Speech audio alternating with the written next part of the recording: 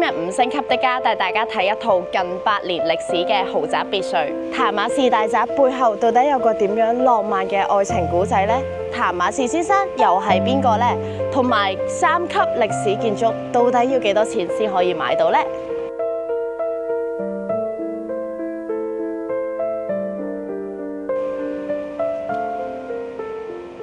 大家好，我係思睿啊。今日5星級的家帶大家睇一套近100年歷史嘅豪宅別墅。哇，原來香港都有咁靚嘅地方喎！等我哋用全新嘅角度欣賞下香港獨特嘅一面啦。我哋而家位於港島薄扶林道128號 Jasville 譚馬士大宅。呢棟大宅咧唔單止非常之有歷史，已經有91年嘅歷史啊！佢仲係全港最痴情嘅大宅。到底背後有個點樣嘅浪漫愛情故仔呢？而家就帶大家睇下啦。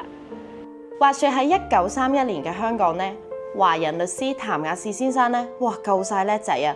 唔單止出身於香港嘅傳統名校南拔同埋港大畢業啦，之後仲去咗牛津大學留學㗎。當時咧佢係少數嘅華籍執業大律師嚟嘅。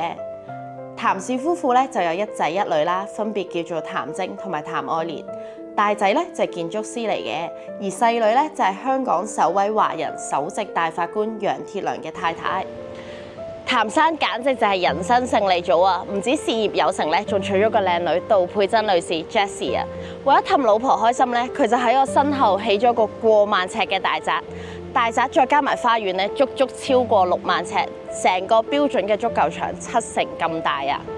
咁到底呢度點解叫 Jasville 咧？浪漫嘅譚生就當然用咗老婆個名嚟命名啦。咁老婆叫 Jessie，Jasville 咧就係 Jessie 再加 Ville， 而 Ville 咧就係法文 Ville 法國村莊嘅意思啦。翻查資料咧，譚馬士先生嘅威水史真係非常之多啊！佢喺1900年7月嘅時候喺香港出世啦，1920年喺港大畢業嘅。佢留學畢業之後咧就成為咗香港嘅大律師同埋政治家啦。當年只有31歲嘅譚雅士咧，喺1931年當選咗東華醫院嘅總理。另外咧，佢仲經歷過二戰嘅喎，之前出任過立法局同埋市政局非官守議員嘅。據知譚雅士1949年咧就成為咗首批獲委任為常任裁判司嘅華人啊。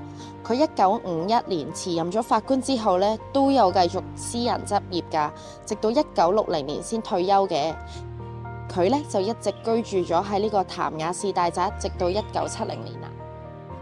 後尾咧，譚雅士家族嘅後人咧就放售咗薄扶林道128號 Jasville 嘅項目啊。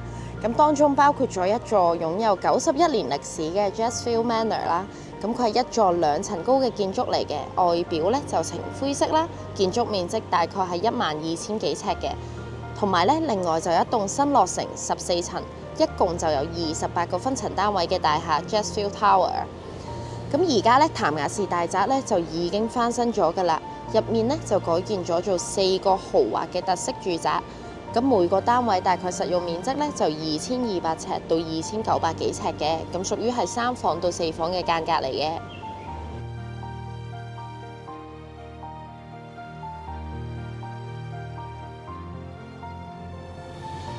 古物諮詢委員會咧喺08年就將薄扶林道128號 Jasville 評為3級嘅歷史建築，因為大宅咧採用咗意大利文藝復興時期嘅建築風格啦，同時糅合咗裝飾派嘅藝術特色嘅，仲有新古典主義嘅門廊添。